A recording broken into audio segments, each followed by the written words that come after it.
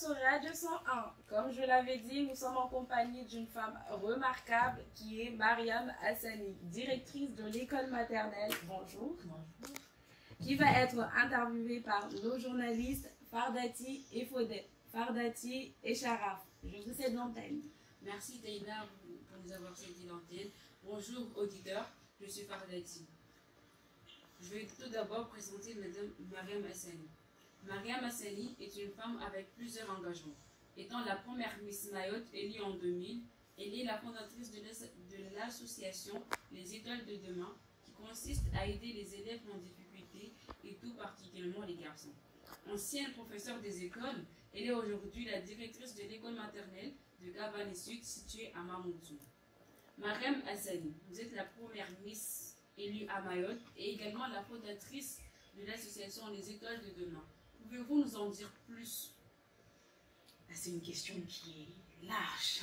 Qu'est-ce que je peux vous dire sur Miss Mayotte? Ça fait 22 ans aujourd'hui.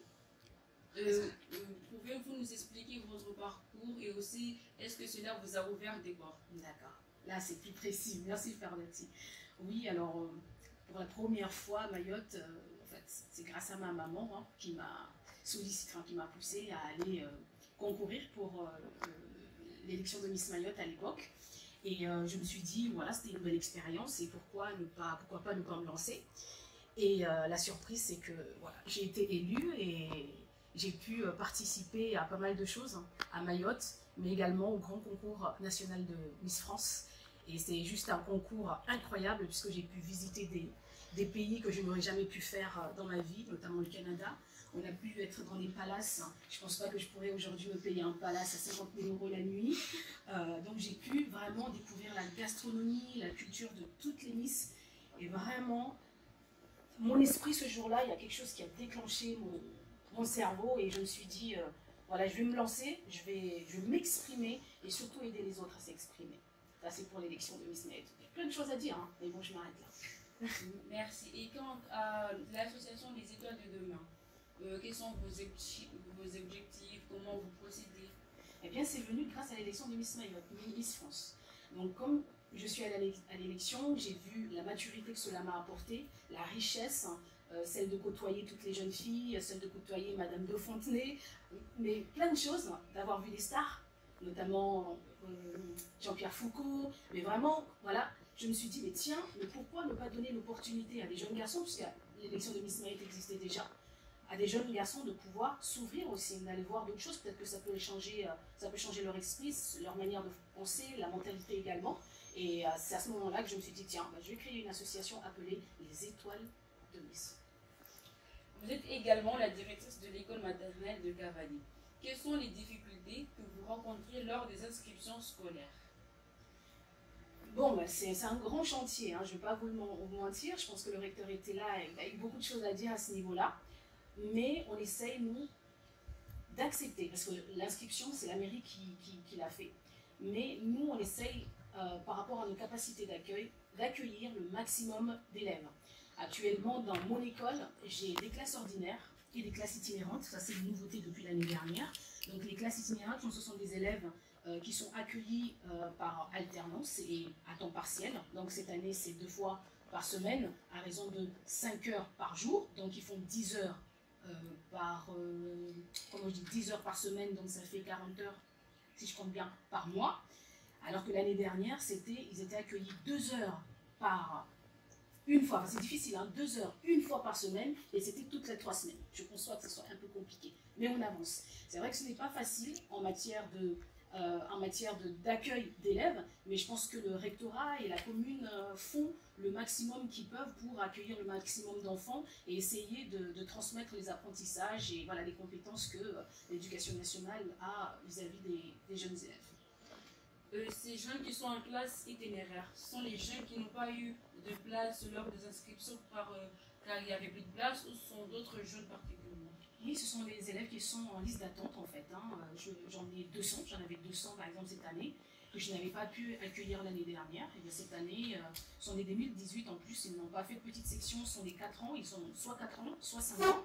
Donc au lieu de les laisser dehors pendant encore une année, vaut mieux qu'ils viennent au moins à travers cet accueil, ils peuvent acquérir la socialisation, parce que c'est ce qu'on nous demande à la maternelle, la socialisation, et puis apprendre les gestes, les bons gestes, les règles de l'école, et comme ça ils grandissent.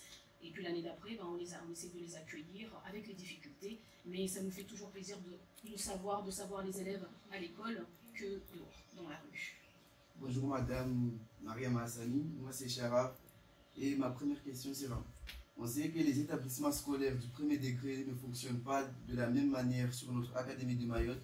Pouvez-vous nous expliquer de quelle manière pouvez-vous nous expliquer cette particularité propre de notre académie crée-t-elle des inégalités? Oh là là, ça c'est une grosse question. Donc entre le secondaire et le primaire, c'est bien ça? Oui. Alors, nous c'est vrai qu'on a des rotations.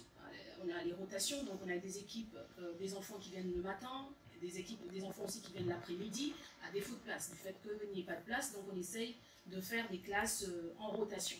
On a aussi les rythmes scolaires. Ça, c'est ce qui serait bien, puisque les enfants apprennent mieux le matin. Donc, ça fait plus d'heures le matin, avec un petit moment de pause, plus des moments où les enfants peuvent s'adonner à des activités.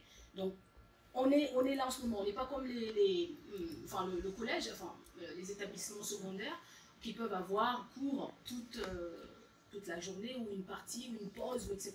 C'est-à-dire que nous, on a une particularité, c'est dû en fait au nombre d'enfants que nous avons. Maintenant, au niveau des rythmes scolaires, ce ne sont pas tous les établissements qui en bénéficient, mais bon, je pense que petit à petit, on va rentrer dedans. Je pense que c'est un bon rythme, en tout cas, que les élèves puissent venir plus le matin, voire plus pour le matin, parce qu'ils sont plus réceptifs que l'après-midi, après avoir déjeuné, quoi. Je ne sais pas si j'ai répondu à votre question. Mais cela ne crée pas des inégalités? À Mayotte, on est dans un territoire où il y a plein d'inégalités. Si on reste cantonné sur l'inégalité, on s'en sortira jamais. On essaye de faire déjà avec ce qu'on a, d'accord? On essaye de développer ce qu'on a, et si le meilleur arrive, tant mieux, mais il faut déjà qu'on travaille avec ce qu'on a. C'est vrai qu'on a tendance à voir le meilleur. Ça, c'est vrai, ce qui est normal. On veut tous avoir une vie meilleure, etc. Mais essayons de travailler. On n'a pas de matériel, on va aider les élèves à fabriquer, voilà, à récupérer. Voilà, on essaye de faire avec ce qu'il y a d'abord pour, accepter ces inégalités-là, et après, peut-être que ce sont même les élèves qui vont arriver en fait à créer eux-mêmes l'avenir. Vous voyez ce que je veux dire? De demain. Comme par exemple vous. Merci. Une petite question. Comment expliquez-vous le manque d'effectifs d'enseignants en Mayotte? Ça aussi, c'est un autre chantier. Hein. Je pense que je n'ai pas la prétention de parler à la place du recteur. Effectivement, je pense qu'il y a un manque d'enseignants, mais je pense que l'éducation nationale, le rectorat de Mayotte, ainsi que, essaie de faire son maximum pour répondre aux besoins.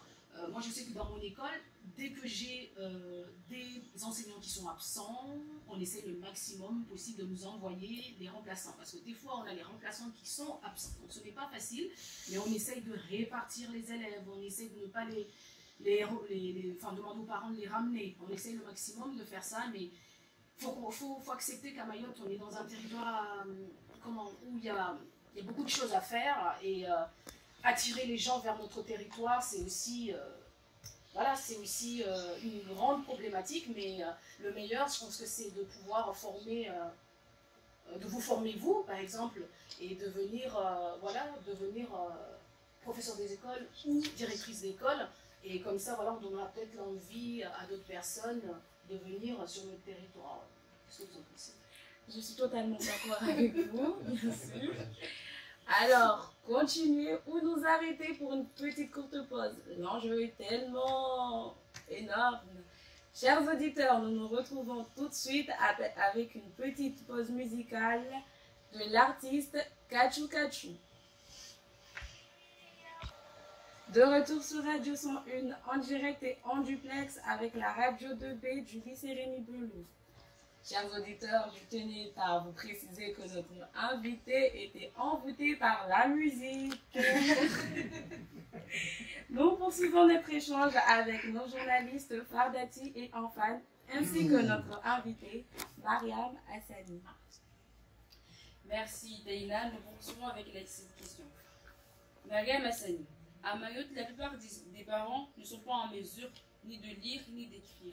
De quelle manière peuvent-ils accompagner leurs enfants dans leur scolarité? De quelle manière?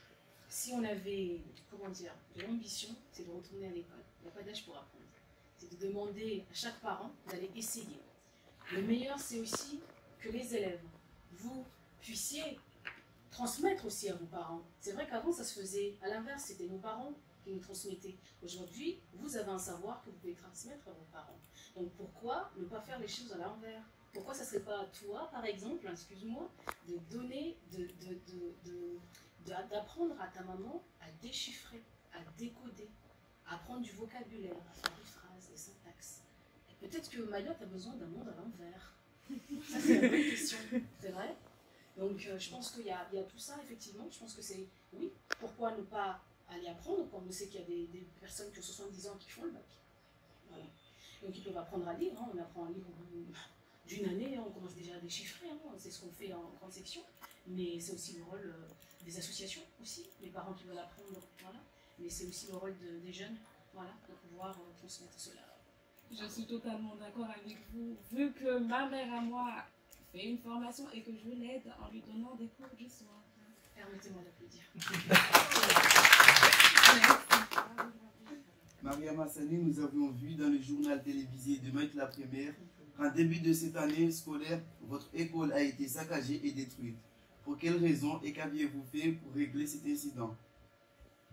Oui, alors oui, l'école a été saccagée. Pourquoi elle est saccagée? Par qui elle est saccagée?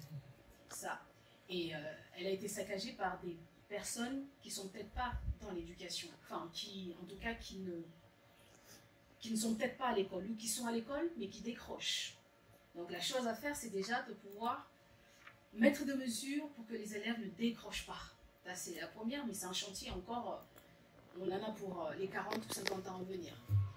La deuxième chose, c'est que oui, l'école a été saccagée, c'était vraiment triste pour mes tout petits bouts de chou qui ont 3 ans, 4 ans, 5 ans, de voir leur école à la télé complètement saccagée, la peinture, tout ça, qui nous permettent de s'exprimer, la peinture à même le sol, les cahiers de carnet de suivi où on repère les compétences de chaque élève complètement déchirées. Ça, c'est un message hein, de ces jeunes-là. C'est un message qui n'est pas forcément positif, mais je pense qu'il ne faut pas se laisser, voilà, faut pas se laisser abattre, il faut se montrer motivé pour que les élèves aient cette envie de venir à l'école. Donc nous, ce qu'on a fait tout de suite, c'est déjà de contacter la commune. La commune a immédiatement réagi. La journée d'après, tout a été nettoyé, on a été livré en matériel. Et nous, on continue à transmettre. Il faut continuer à transmettre les valeurs du respect, le respect de soi, le respect de l'autre, les valeurs de la République, liberté, égalité, fraternité, je vais y arriver, et puis transmettre, donner cette envie aux enfants d'aller à l'école. Et leur donner envie, c'est à travers les projets, divers projets qu'on peut mettre en place, de sortie, de découverte, d'expression. Voilà, donc oui, ça a été saccagé, mais on a déjà remonté la pente depuis longtemps. On était même allé dans une salle de sport, on a découvert plein de trucs, du matériel, etc. Et là, on passe à autre chose. Voilà. Mais est-ce que la mairie de Mamoudzou vous a aidé? Bien sûr, c'était la première, comme je vous ai dit, ils étaient les premiers à pouvoir faire le nettoyage dès le lendemain. Tout était propre. Voilà. Donc le matériel a été remplacé, le mobilier également. Donc là-dessus, vraiment, la commune de Mamoudzou fait son travail. À ce niveau-là, je ne sais pas les autres niveaux, mais là, franchement, au niveau de l'éducation, ils essayent de donner le maximum qu'ils peuvent. Merci.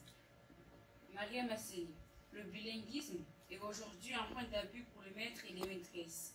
De quelle manière favorise-t-il ou pas l'apprentissage du français, et est-ce que vous appliquez le bilinguisme dans votre école? Alors je dirais mieux, moi j'applique le plurilinguisme. Alors on a une classe de petite section, nous, et c'est cette classe de petite section qui parle Shimaore, Kibushi, français. Et cette même classe passe en moyenne section avec Kimaore, Shimaore, Kibushi, français, et elle arrive en grande section. On coupe, en fait, dès la moyenne section, on coupe un tout petit peu les autres langues.